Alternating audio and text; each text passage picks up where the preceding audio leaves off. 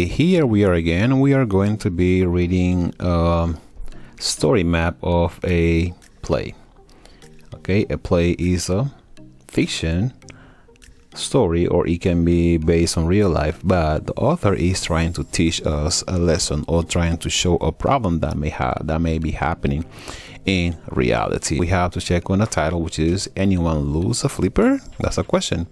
And this story has characters, setting, problem, climax, conclusion, and at the end we have a question. And through these questions is to explore what we have learned about this poem. But don't forget that plays, dramas, or poems, they are always trying to teach us a lesson, and then it's our responsibility as readers to identify or understand or look for those details that may guide us to learn or to identify what is that lesson that the author wants us to read. The only way how to get to that point is by reading the story. You might not be able to find the lesson in the first time you read the story, but if you try a second and a third time, you might be able to do it. Just to remind you that as you read many times the story, more details you find out and your understanding also increases. Okay, through this story map, basically we are going to be identifying the different elements or what goes into the different elements of this play. We got here the girl, which is called Kenya, Lola, the stepmother, Citronella, the stepsister, Stella, the stepsister, the fairy godmother, Justin, and the lifeguard. Through this story map, we may not have an idea or detail what does each of these characters does. But this story map is basically telling us what happened briefly into the story. Okay, the setting is telling us where the story is taking place. The setting is about the time, or it can be about the place. In this time we have here summer, which is a season, and Pennsylvania, which is a place. The problem, okay, it says here Kenya wants to go to a pool party. Her grandmother won't let her go. That is the problem. So what is Kenya going to do to go to that pool party? We don't know yet. Unless we read the story, we are going to be able to find out. Climax is where the main problem is. What happened? Kenya tries on the flipper. It is the right size. So that means that even though the stepmother didn't let her go to that pool party, guess what? She did go. And as she tried on the flipper, it was the right side and it fit her. So then she got married. And that may raise a problem because stepmother said to her, don't go. But Kenya did not care. She still went to that party or pool party, and she was the one who got the flipper on, which was of her size.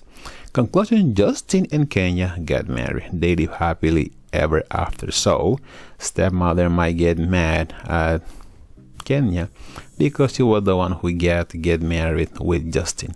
And I'm sure that the stepmother tried her Lula and Citronella and Stella as well, so to try on or to went to the pool party. But even though they went, they were well dressed. Guess what? The flipper did not fit on them. Question, where does the play take place? We know it's in a city. What lesson can we learn from that? Well, it's up to you to decide what you learn from this story. I can say that I learned from this story that sometimes we have to make a sacrifice in order to reach our dreams. We don't have to let anybody to take away our dreams. We have to try, even though sometimes have to break some rules. But when you achieve what you were dreaming about, you may say it was worth the sacrifice. Thank you. Let's keep reading about stories, dramas, and poems. In this situation or in this new video, we are going to be reading an Aesop fable. This is a fable. It's a true story. Most of the time, the author is unknown. The title of this fable is The Fox and the Grapes. As we read this story, you have to remember to identify the setting, the characters, problem, solution, and conclusion. The setting we can see so far now is in the field. Well, you can in the character you see the fox, and the problem you can see the fox trying to reach those grapes. And the solution we don't know yet. We don't know if he did get those grapes or if he gave up. And the conclusion is the lesson that we are going to be learning at the end of this story after we read it. Let's try to read it. It says, one day a fox happened to spot a beautiful bunch of ripe grapes hanging from a vine growing on the branches of a tree.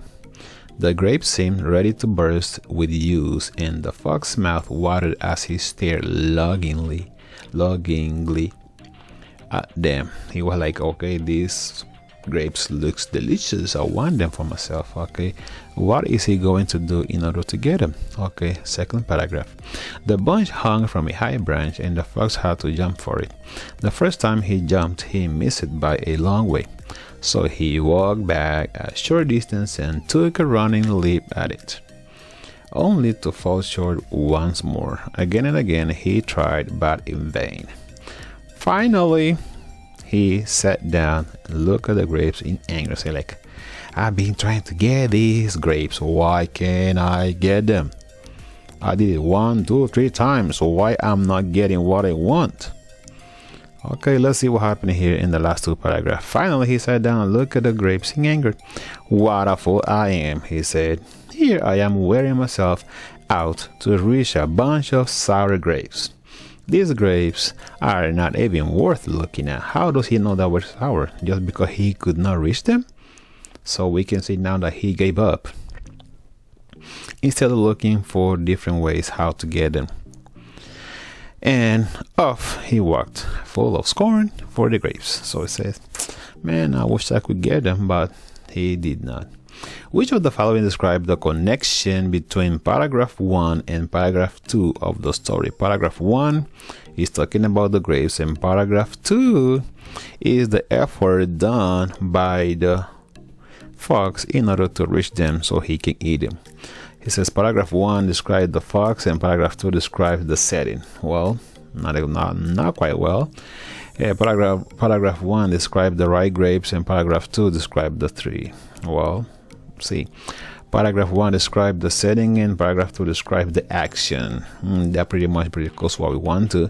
Paragraph 1 describes the tree and paragraph 2 describes the fox jumping. So I will go with C.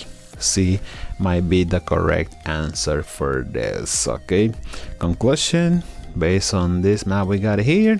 So the fox gave up. Solution for him, the solution was to give up and go back where he was. Lazy fox. Okay, problem, he wanted to eat those grapes. Character, we know who he is, and the setting, we also know where the story took place. Story time again. We are going to be reading Dame Cricket's story by A.B. Phillips Walker, chapter 1. You can see here the characters. We can see the cricket and the characters so in the bottom. Okay, it's kind of hard to describe who they were, if they are a person or if they are cricket themselves. Come, children, it is time to get up, said Dame Cricket to her 10 little crickets. So the characters are crickets. How many are 10? Hurry now and take your bath and put on your little black caps and your little brown suits. The sun has almost gone, but over the hill and the birds will soon be asleep. So it's almost time to go to bed. So they are preparing to go to bed. But the little crickets snuggle under the bedclothes. It seems as if they did not hear their mother's word. Well, something common, right? Our mom giving us instruction, but we refuse to follow them. Come, come, she said. A few minutes later, you will sleep all night if you don't hurry. Some of our cousins are already singing and it will soon be dark. Oh dear, why do we have to get up? Said one little cricket. He was poking his head over the cloth. Lot of bugs sleep all night. Yes, but they are up all the daytime, answered Dame Cricket, and they may trouble. I can assure you, my dear, our family used to sing in the daytime. However, if we had kept on, there would be no cricket family. There is a reason for our sleeping days and singing at night. Oh, mother, is it a story? Asked all the little crickets, jumping out of the bed with a bound and gathering about their mother. How did the chapter 1 and then Cricket Story develop the story? Well, this story so far, you can see here mom telling the kids what are the appropriate behavior, and then to respect the bedtime and the sleep time and all that. Okay, if we answer the question, it shows what crickets eat. It describes how baby crickets live. It describes how baby crickets speak. It introduces the characters. It says chapter 1. Basically, we can say that how they live, right? They have time for singing and they have time for sleeping. So thus a time we also can, that's also all something that we can apply to ourselves. We must have time for everything we do, so that will keep us organized.